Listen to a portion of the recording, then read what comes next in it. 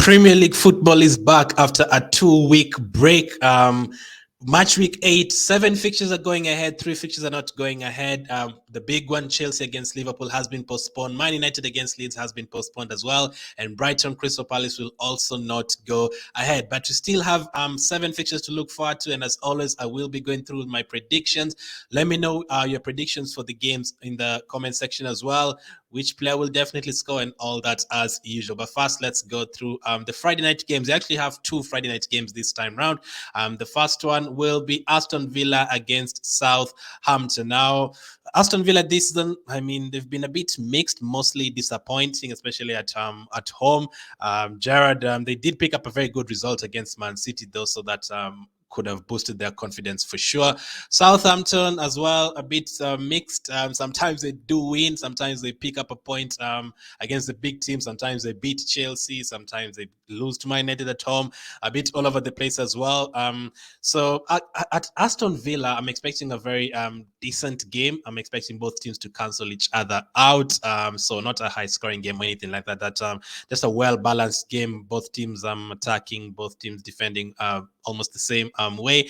Maybe a set piece for both teams to go in. So I'm going to go for Aston Villa to draw this game with Southampton 1-1. So Aston Villa 1, Southampton 1. Literally, the Premier League football has been postponed for 2 weeks. I even forgot what their last result was because it feels like so far back.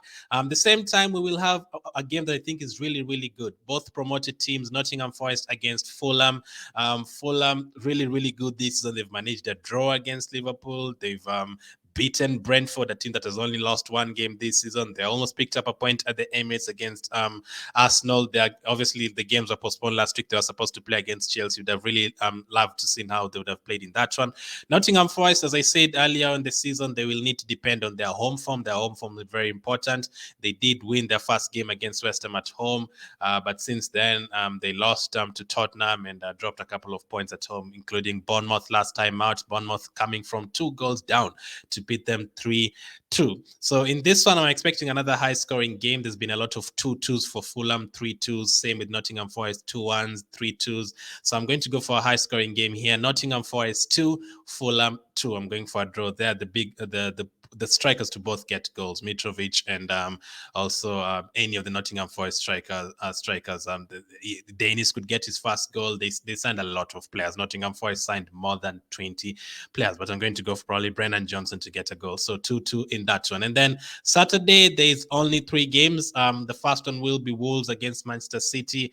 Man City will be buzzing after that comeback win against Dortmund in the Champions League, scoring 2 goals in the last 15 minutes. They will be buzzing with that one. City are very good in terms of coming back. Like I've seen the last year or two, like every time, even if you even scored 2 goals against them, they'll probably come back. And the last time they went to Wolves, I'm pretty sure De Bruyne had something like 4 goals in that match. Could easily have had 5 or 6. And I'm expecting the same way. Wolves, they're not really a threat in terms of scoring goals. And Man City, Diaz was rested in the Champions League. He'll be back for this one. The likes of Cancelo ready to go again. Ederson, Foden was rested. Bernardo Silva was rested. So I can only see a heavy Man City win. I'm going to go for Wolves 0, Manchester City 3. The next game on Saturday will be Newcastle against Bournemouth. Newcastle, very, very good at home this year. Literally, I don't even think they've lost a game at home this year. Maybe the most would be 1, but they've looked very good at home this year. They gave Man City a really tough game a couple of weeks ago. Ended up drawing that one 3-3. Last season, their home form really helped them stay in the Premier League and climb a lot of places in the league. So I would expect them to win this one. I would expect Bournemouth to at least get a goal. It could easily be a Newcastle clean sheet in this one, but I'm going to go for Newcastle 3, Bournemouth 1 in this one. Another home win for Newcastle. And then the last game on the same day, Saturday, Tottenham against Leicester City. Tottenham, I mean, I've seen a lot of rival fans and even Tottenham fans saying Tottenham have been lucky to pick up results this season, but that's what matters really. As long as you can pick up a result, that is great. But in the Champions League, they were finally caught off, it caught up with them, losing to Sporting 2-0. In the league at home, there have been a couple of 1-0s. They thumped Southampton the first day of the season. They picked up a good draw away at Chelsea. Leicester have been terrible. Leicester have definitely been terrible. There's no 2 ways about it. They're really struggling this season. Home and away, both of them. So I would expect Tottenham to win.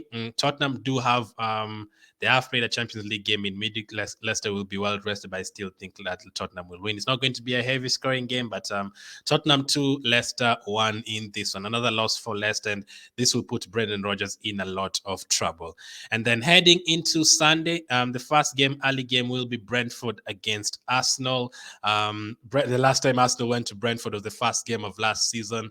Thumped 2-0. I mean, it was all Brentford. The atmosphere got to Arsenal and all that. But Arsenal currently atop of the table. They have the chance to stay top of the table for the 2-week international break. That will take them to like 2 months at the top of the table.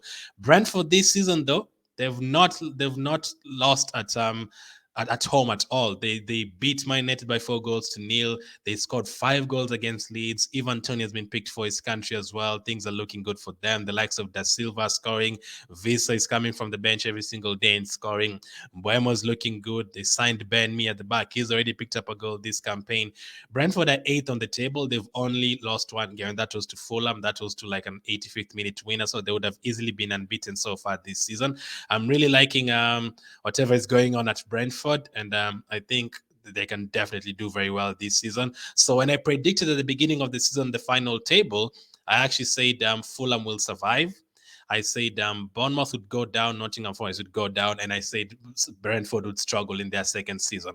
How wrong was I? They've looked very good, and they could easily finish in the top 10 this season. This will be a very tight game, but I think Arsenal could get, I can see it being 1-1 for a long time, so it could easily be a draw, but I think Arsenal will get a winner later on, so 2-1 to Arsenal. And then the last game of the weekend before the international break will be Everton against West Ham. Obviously, Everton, again, just like the likes of Leicester, they haven't been doing good at all. Everton has been a case of the last 1 year straight. They haven't been that good. West Ham managed to beat Aston Villa a couple of weeks ago and picked up a couple of good results in the Conference League. So let's see how they do. This is being recorded before they played on Thursday in another conference game. So Everton will be the fresher of the two sides. At home, it always helps them with that mostly, but sometimes it gets to them. Sometimes the home pressure is too much for them and they end up losing games. But again, if Everton are going to do well or pick up this season, it's going to be with their home form. So I think they're going to pick up something here. Not a win, but I think it's going to be a respectable 1-1 draw against West Ham. This is David Moyes' former team as well. So 1-1 there. Time for the bonus questions. One player to definitely score in the total number of goals. One player to definitely score, I am going to go for Phil Foden, Manchester City against Wolves. He was rested in the Champions League. He will start this one. He will be fresh for this one, so I'm going to go for him to score against Wolves. And then I usually try to be different every single week, so I can just say Haaland today and then Haaland next week and then Haaland the next week. I've only actually said Haaland once this season. I think I said Tony once. I think I said Watkins as well. So I think I said Jesus as well. So yeah, just different to make it more fun. So Foden to score. And then total number of goals, I am going to go for 20. There's only 7 games this week, so just 20 goals to be scored this week. So let me know your predictions for the match, for all the matches. If possible, let me know which player you think will definitely score and how many goals will be there this weekend. Can't wait for the Premier League to be back. We've had to wait 2 weeks. Thank you for watching as always. Keep staying safe, and I'll catch up with you on the next one.